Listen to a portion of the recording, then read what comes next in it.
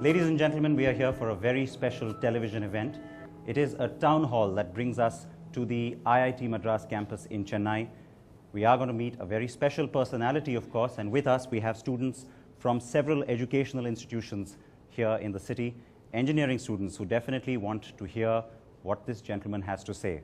The person I'm talking about doesn't really need an introduction. He has a huge following the world over. He's extremely popular, extremely successful as well, and someone who is known to lead by not just thought, not just ideas, but also by example through actions. Let's go ahead and welcome the chairman and CEO of the Renault-Nissan Alliance, Mr. Carlos Ghosn. Likewise, please. So, Mr. Ghosn, very good to have you here with us. Bienvenue and Ohayo gozaimasu. I should say it in both the languages to you. Good to be here. Yeah, it's great to be here. Great to be in Chennai, reviewing our operation and how much we have grown for the last years. It has been a very rewarding so far adventure and investments, and obviously it's far from finished.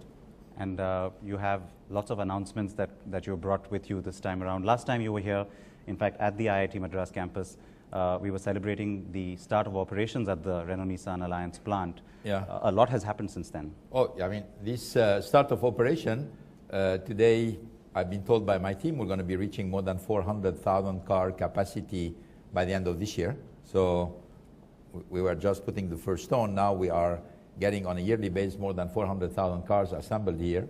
We have 12,000 people who joined us. We used to be a very small team. From the 12,000 people, I've been told that our technical center alone has already 2,700 engineers, and I'm glad to say that we have 70 from this institute, and we're absolutely interested, and I'm talking to the audience, to have more of you joining us, because we continue to hire, we continue to grow, and we need the best talent possible in India.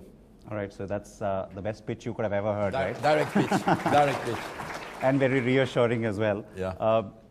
It was about 7 years or maybe 8 years ago that, when we had first started to interact as well, when you started to use the word frugal engineering. It is our big topic today as well.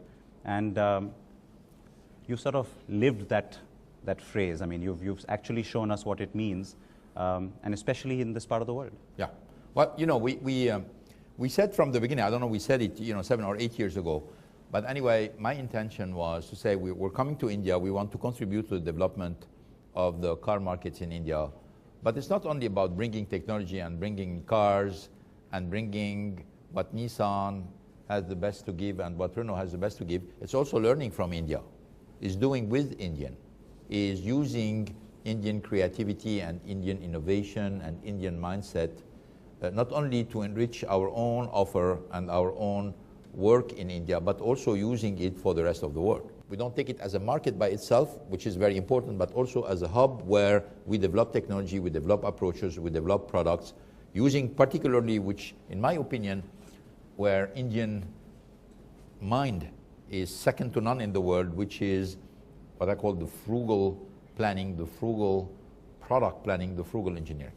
And we've seen a lot of that now going across the alliance. I mean, we see a lot of this talent in other parts of the world, bringing some of that expertise to other parts of the alliance as well. Yeah, well, what we have done concretely is we have a new platform, which is a platform of cars, which is common to the alliance, which means that it's going to feed Nissan, is going to feed Renault with cars, which is going to feed Datsun, the brand that we have announced, which is being engineered, developed in Chennai with local suppliers and addressing very specific needs that we are seeing in high growth market.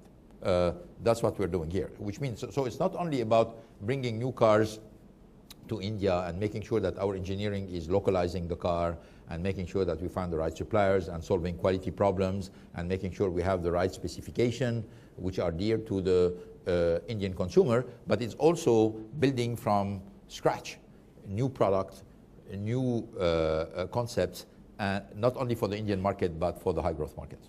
Most car manufacturers in particular, for the longest time, in markets like India, believed that it was okay to ship an existing product across, tweak the fuel efficiency, maybe change the width of the tires a little bit for that fuel efficiency and increase the ground clearance here in India. That's again a pretty specific need. That doesn't work anymore. Well, you know, it used to work when India was a small market and when it was a market which was, you know, totally protected and of interest of only some car manufacturer. Now that India is geared to become one of the largest markets in the world and certainly one of the top 10 markets of the world, and we can talk about the fundamentals, that makes me optimistic, even though, you know, as you know, today I had a lot of interviews with many people. They're all very bearish about India. Why? Because the last 3 months have not been good. So what are 3 months in the history of this country? It's nothing. What are 3 months statistics or 6 months statistics when you are considering the next 20 years or the next 30 years? What the 6 months of decline count in front of fundamental low level of automation in this country, which has no reason to subsist? So we need to look at the fundamentals of the country and then whenever we have a long-term strategy, try to understand the fundamental of the country and then being able to absorb the bumps of the short-term evolution of any market, but maintain our strategy, maintain our investments, maintain our product, and be able to adapt the speed at which you're bringing them in function of the evolution of the environment. So which makes me say, well, even though for the last 6 months the car market has been declining in India, to the surprise of many people, well, we still think that 2013 as a year is going to be a stable year, not decline, stable year, and then we're going to resume growth even at a low level in 2014, and then on a